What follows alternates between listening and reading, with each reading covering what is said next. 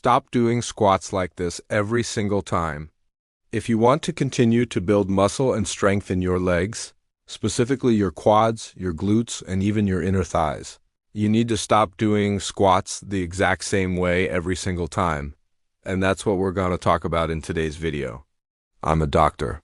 I'm an emergency room doctor who treats everything from COVID to gunshot wounds, burns, you name it.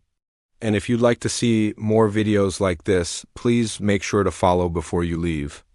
Also make sure to stick around for the 2 bonus tips at the end of the video, because those are going to be super important for making sure you don't get injured while you're reworking out. Alright, let's talk about squats. Specifically, I want to talk about one of my favorite variations, which is the Bulgarian split squat. And this right here is a great exercise. It's fantastic for building strength, power, and muscle in the lower extremity, specifically your quads, your hamstrings, your glutes. However, when people do this exercise over and over and over again without changing any parameters, they lose the benefits that they could gain from doing this exercise. So let me show you exactly what I mean. You got your bench, or you can use a chair, whatever you have available to you. We're going to go ahead and get into a lunge position with 1 foot up on the bench and 1 foot back. The 1 foot back, you're going to keep planted and you're going to keep your toes facing forward. Your front knee should not be going past your toes.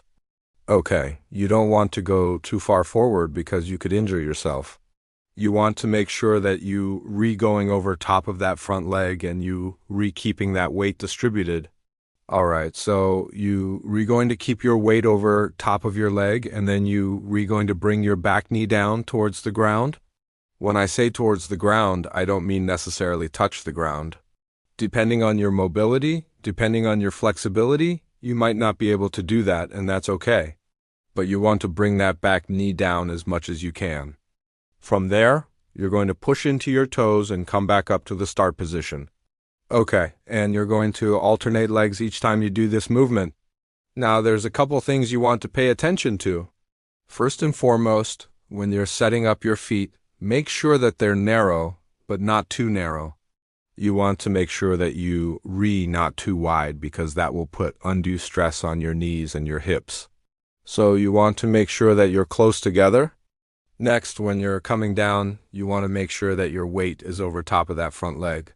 If your weight starts shifting too far forward or too far back, you're going to lose the benefit of this movement. Okay? We want to make sure that we reconcentrating all that force on the muscles of our lower extremity. Now, when we're talking about these muscles, we're talking about the quads, we're talking about the glutes, and we're also talking about the inner thigh muscles, the adductors. So when you're doing this movement, you want to concentrate on not only driving through the front heel, but you also want to concentrate on pushing through the inside of that front heel. That's going to work your adductors, and that's going to help build up that muscle that a lot of people neglect.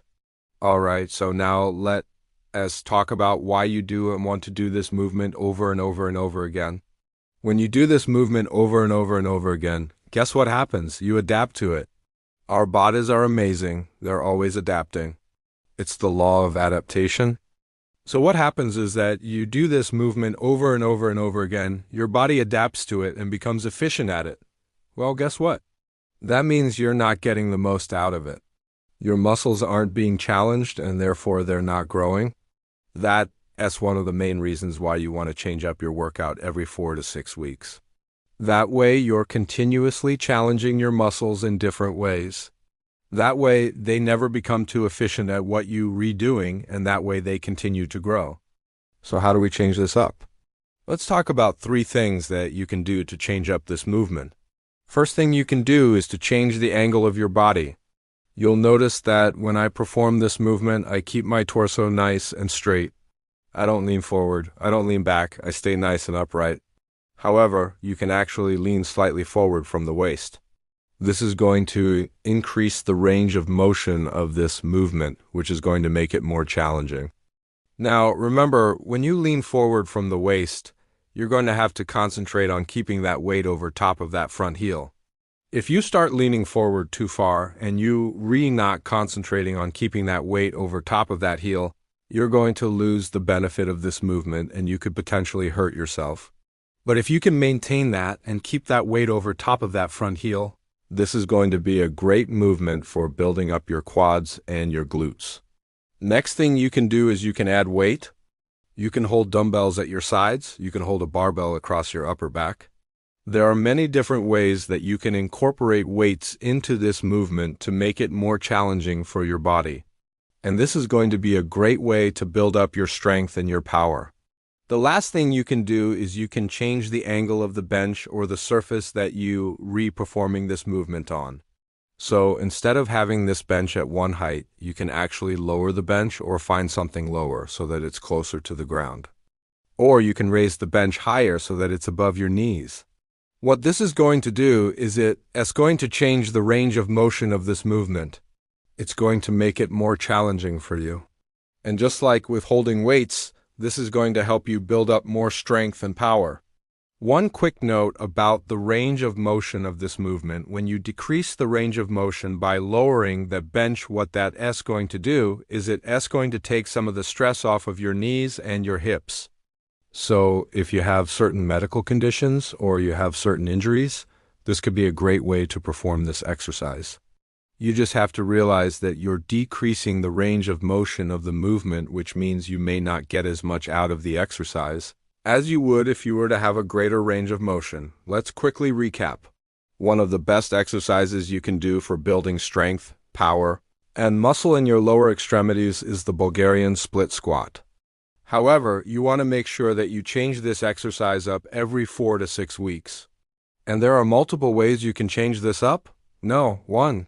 You can lean forward slightly from the waist while maintaining that weight over top of that front heel. No, 2. You can add external weights such as dumbbells or a barbell. And no, 3. You can change the angle of that bench or the surface that you're performing this movement on. There are multiple ways you can do that. You can either lower the bench to make the range of motion smaller, which is going to take stress off your knees and your hips, or you can raise that bench up to be higher than your knees. That's going to increase the range of motion of this movement, which is going to make it more challenging. Now, there's 2 bonus tips I promised you. Let's talk about them. No, 1, you want to make sure that when you're performing this movement, you're concentrating on your form. You do want to sacrifice form for the sake of adding weight or for the sake of increasing that range of motion. So make sure that you're concentrating on doing the movement correctly. That way you're getting the most out of it and you're not putting yourself at risk for injury. And the second thing is, if you feel pain, stop the movement. Okay, pain is your body's way of telling you that something is wrong. So if you feel any pain whatsoever, stop the movement and figure out what's causing that pain. Because if you continue to move through that pain, you're going to injure yourself. Remember, pain is your body's way of telling you that something is wrong. So if you feel pain, stop the movement, figure out what's wrong. Is it the range of motion? Is it the weight that you're using? Is it the angle of that bench? Once you figure out what's causing that pain, then you can modify that movement and then you can continue to work out. Alright, I hope you enjoyed this video. Please make sure to follow and I'll see you guys next time.